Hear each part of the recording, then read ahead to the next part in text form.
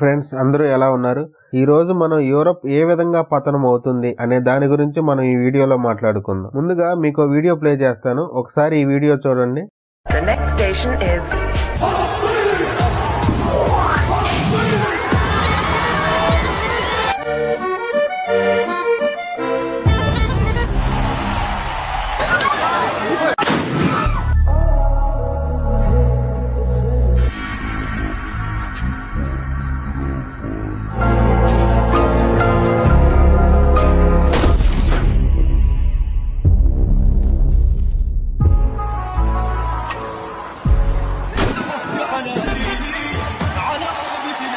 ఇప్పుడు మీరు video చూడంలోనే bulb వెలిగే ఉంటుంది. ఎందుకు ఈ థంబ్నెయిల్ పెట్టాము? దీని అంతటి ముఖ్య కారణం ఇల్లీగల్ ఇమిగ్రెంట్స్. మిడిల్ ఈస్ట్ లో ఉండే ముస్లిం కంట్రీస్ నుంచి ఇల్లీగల్ గా యూరోప్ లోకి ఎంటర్ అయిన వారి వల్ల ఈ విధ్వంసం అంతా జరుగుతుంది. ఉదాహరణకి ఎలాగైతే రోహింగ్యా ముస్లింస్ మన దేశంలో ఇల్లీగల్ గా ప్రవేశించి విధ్వంసం సృష్టిస్తున్నారో, సేమ్ అలానే అటు మిడిల్ ఈస్ట్ కంట్రీస్ నుంచి ఇల్లీగల్ గా ముస్లింస్ యూరోప్ లోకి వచ్చేశారు.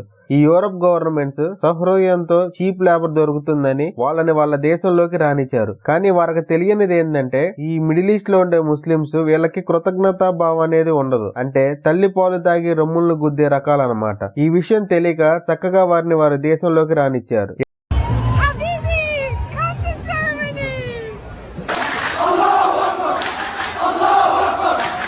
ఇలాంటి రాడికల్ ఇస్లామిస్ట్ అండ్ మైగ్రెంట్స్ గురించి ఒక దుబాయ్ షేక్ ఏమన్నారో ఒకసారి చూడండి. Say, no, you are in a crisis.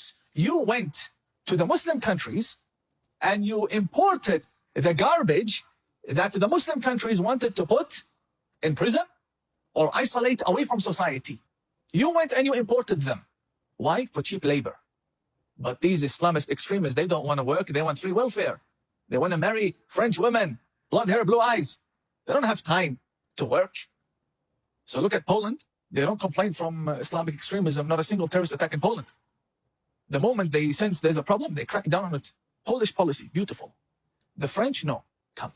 ఆయన ఎప్పుడో చెప్పారు, ఇలాంటి రాడికల్స్ వల్ల మీ దేశం నాశనం అయిపోతాయని. వినొచ్చుగా యూరోప్, వాళ్ళు హ్యుమానిటీ అని అన్నారు. ఇప్పుడు చూడండి ఏమైందో. ఈ విషయంలో పోలాండ్ కి హ్యాట్స్ ఆఫ్ చెప్పాలి. ఎందుకంటే వాళ్ళు ఒక్క ఇల్లీగల్ ఇమిగ్రెంట్ ని కూడా వాళ్ళ దేశంలోకి రానివ్వలేదు. ఒకసారి పోలాండ్ వాళ్ళ క్రిస్టియన్ మార్కెట్ చూడండి, అదే జర్మనీ వాళ్ళ క్రిస్మస్ మార్కెట్ చూడండి. వీళ్ళ మైండ్ సెట్ ఎలా ఉంటుందంటే, ముందు ఇమిగ్రెంట్స్ లాగా ఎంటర్ అవుతారు, తర్వాత మమ్మల్ని మైనారిటీస్ లాగా గుర్తించండి, మాకు రైట్స్ కల్పించండి అని కాళ్ళ వేళ్ళ పడతారు. ఎప్పుడైతే వాళ్ళ పాపులేషన్ పర్సంటేజ్ ఇంక్రీజ్ అవుతుందో అప్పుడు ఈ దేశంలో శరియాలా పెట్టమని రోడ్ల మీదకి వస్తారు. ఇదే జరిగేది. ఇప్పుడు మీరు చూస్తున్న యూరోప్ మొత్తం ఇదే జరుగుతుంది. వీరు శరణార్థులుగా వచ్చి ఇప్పుడు వాళ్ళ దేశంలోనే వాళ్ళనే అవమానిస్తున్నారు, వాళ్ళనే వాళ్ళ పండగలు చేసుకునివ్వట్లేదు, అడ్డుపడుతున్నారు, రోడ్ల మీదకి వచ్చి ర్యాలీలు చేస్తున్నారు. ఇది ఇప్పటికైనా యూరోప్ మేల్కొని ఈ ఇల్లీగల్ మైగ్రెంట్స్ ని కంట్రోల్ చేయకపోతే ఖచ్చితంగా కొన్ని సంవత్సరాల్లో యూరోప్ అనేది ఇస్లామిక్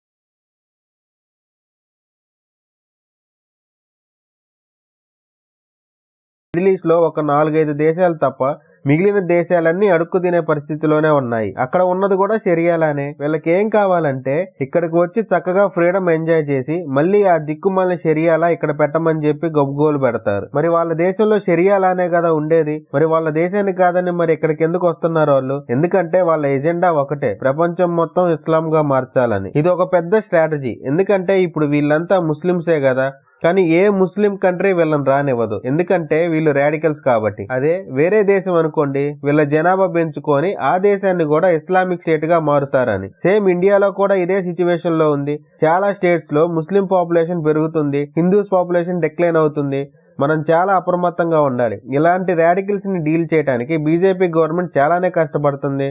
నిజానికి యూరోప్ లో బీజేపీ లాంటి గవర్నమెంట్ లేదు, మోడీ యోగి లాంటి నాయకులు లేరు. అందుకే యూరోప్ నాశనానికి గురవుతుంది. వీళ్ళు కనుక ఇప్పుడు చర్యలు తీసుకోకపోతే తొందరలో యూరోప్ కూడా ఇస్లామిక్ కాంటినెంట్ లా మారే ఛాన్స్ ఉంది. అలా అని మన దేశం ఏమీ సురక్షితంగా ఏం లేదు. వెస్ట్ బెంగాల్ ని మొత్తం రోహింగ్యా ముస్లింస్ తో నింపేస్తుంది మమతా బెనర్జీ. వెస్ట్ బెంగాల్ డెమోగ్రాఫ్ మొత్తం మార్చేస్తున్నారు. నాగాలాండ్ లో ఎంతమంది రోహింగ్యాలు సంచరిస్తున్నారు. చాలా రాష్ట్రాల్లో ఫేక్ ఓటర్స్ కార్డ్స్ తో, ఆధార్ కార్డ్స్ తో రోహింగ్యాలు జీవిస్తున్నారు.